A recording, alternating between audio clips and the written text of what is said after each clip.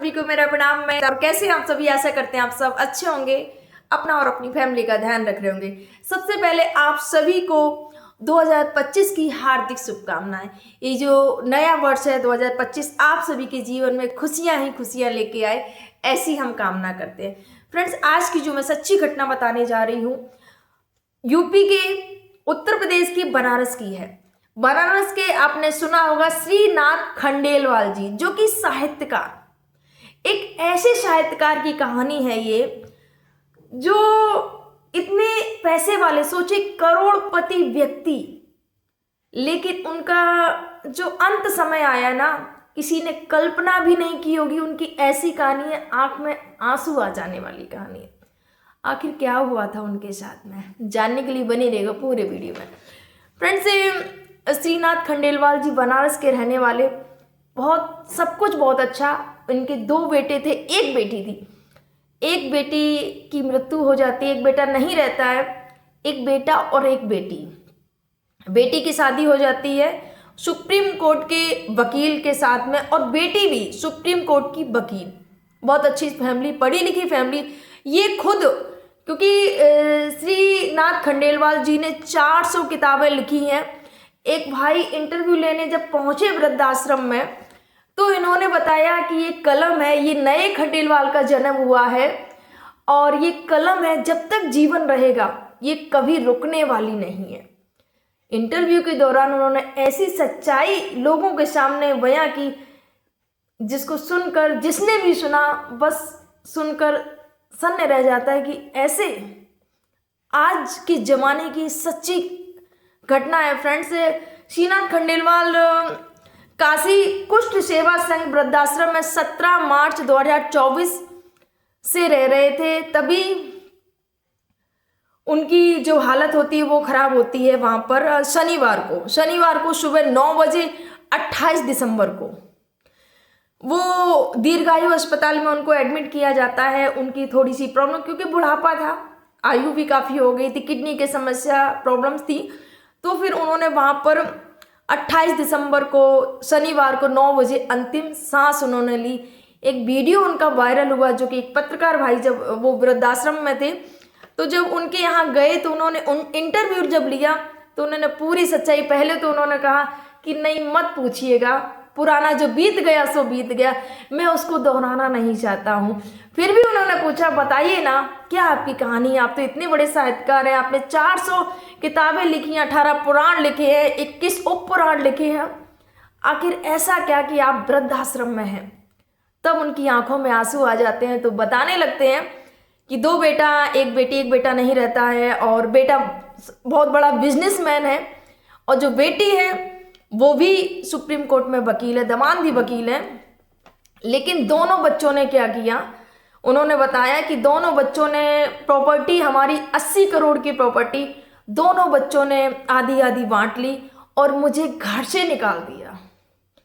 ये जब उन्होंने बताया कि प्रॉपर्टी बांट के आपस में और मुझे घर से निकाल दिया, उन्होंने बताया कि जब मुझे घर से निकाल दिया तो एक मुस्लिम परिवार ने मेरी देखरेख की, और उसके बाद में विका अमन कबीर भाई हैं, जो कि समाज सेवक है, उनको पता चलता है। फिर वो वृद्धाश्रम में उनको वहाँ पर पहुँचा देते हैं।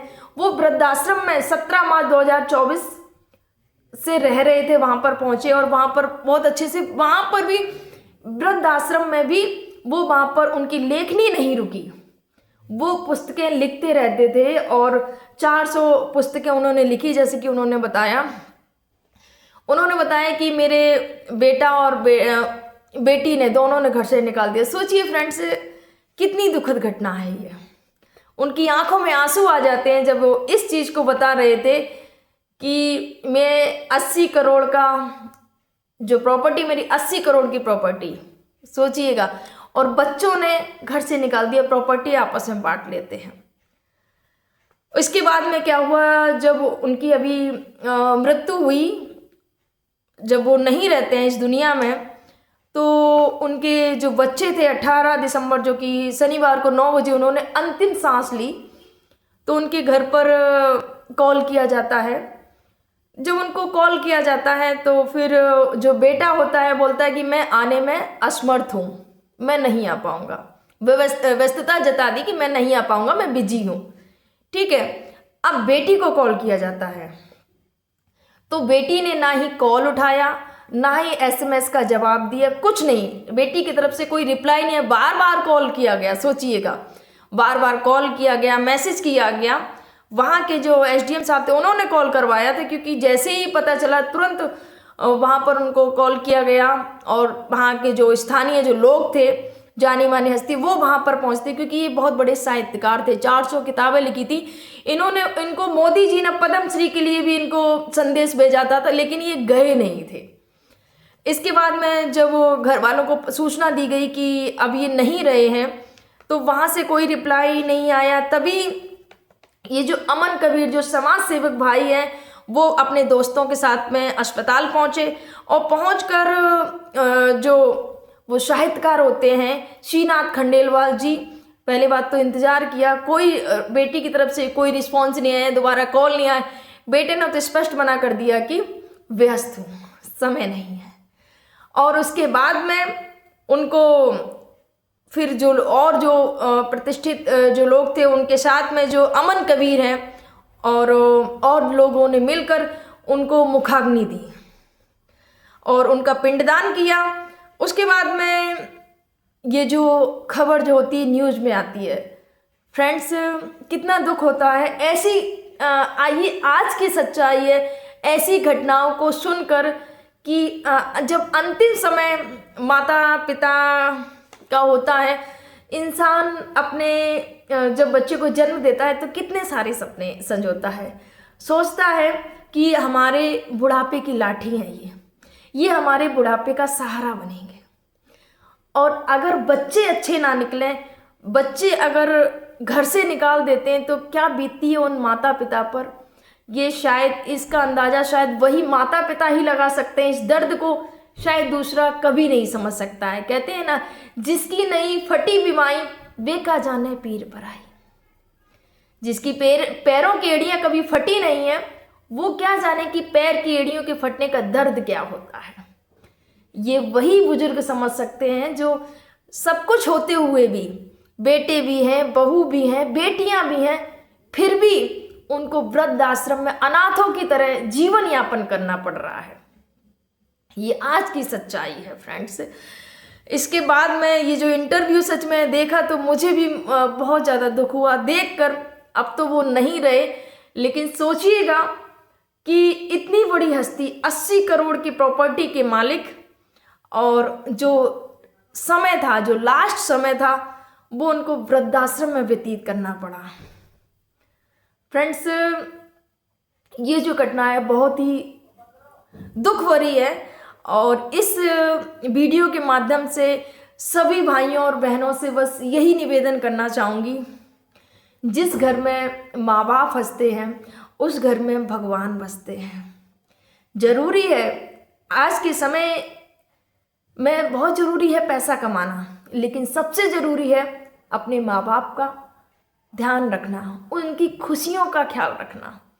हम इतने अगर पैसे कमाने में व्यस्त हो गए और अगर हमारे माँ बाप ही दुखी हैं तो क्या मतलब ऐसे पैसे कमाने का। सोचिएगा, बुजुर्ग अगर माँ या पिता रो रहे हैं कोई मतलब नहीं है, आप उनको कुछ दो या ना दो, बस वृद्ध माता पिता को चाहिए होता आपका साथ, आपका समय। आप जब आए ऑफिस से, बाहर से जब काम करके आए, माता पिता को इंतजार रहता है मेरा बच्चा आने वाला है, तो उनके साथ में कुछ देर बैठिएगा, उनके साथ में कुछ बातें करिएगा ताकि उनको भी अच्छा लगता है। आप भले आपको उनकी जो बातें हैं ऊपर से निकल जा रही, नहीं पता चल रही, फिर भी उनको सुनिएगा, उनके लिए सुनिएगा। सोचिएगा, जब हम छोटे होते हैं, जब हम बच्चे होते हैं, तब हम कितनी बार सवाल करते हैं, हमें कोई चीज़ पूछते हैं, जब हम बोलना सीखते हैं, मम्मी ये क्या है, पापा ये क्या है, फिर भी वो बार बात बताते हैं, ये है, ये है, ये 10 बार पूछते हैं हम, वो कभी नहीं थकते। लेकिन हम बच्चे, जब यही माता पिता हमारे वृद्ध हो जाते हैं, तो अगर उन्होंने 2-3 बार रिपीट कर दिया तो हम इरिटेट हो जाते हैं, हम बहुत ज़्यादा गुस्सा करने लगे, अरे मम्मी क्या तुम बार बार एक ही बात को रिपीट करके रह गई हो, बार बार यही पूछ के रह गई हो, क्यों? कितने हम बदल जाते हैं। जरा सोच के देखिएगा, उस समय को भी याद करिएगा। अगर आप ऐसा सोचेंगे ना तो कभी भी आप अपने माँ बाप की भावनाओं को कभी भी ठेस नहीं पहुंचाएंगे। क्योंकि आप देखिए ना, सोच के देखिएगा, फिर हम अपने माँ बाप से क्यों परेशान होने लगते हैं। उनको समझने की कोशिश करिएगा, बस उनको कुछ नहीं, कुछ समय चाहिएगा, कुछ आपके पास में आपका प्यार चाहिएगा, आपका साथ चाहिएगा। और बस यही कहूँगी, वीडियो के माध्यम से आप अपने माता पिता की रिस्पेक्ट करिएगा, उनका साथ दीजिएगा और बुढ़ापे में उनकी लाठी बनिएगा, उनको वृद्धाश्रम का रास्ता मत दिखाइएगा। क्योंकि माता पिता जो कि हमें इस दुनिया में लेके आते हैं, उनसे बढ़कर कुछ नहीं है। ऐसी कामयाबी मेरा मानना है किसी काम की नहीं, जिस कामयाबी को पाने के बाद हमारे अपने दुखी हों। कैसी कामयाबी है। इस घटना को लेकर आपके क्या विचार हैं, कमेंट जरूर करिएगा। आप सभी को मेरा प्रणाम। जय हिंद, जय भारत, जय सिया राम।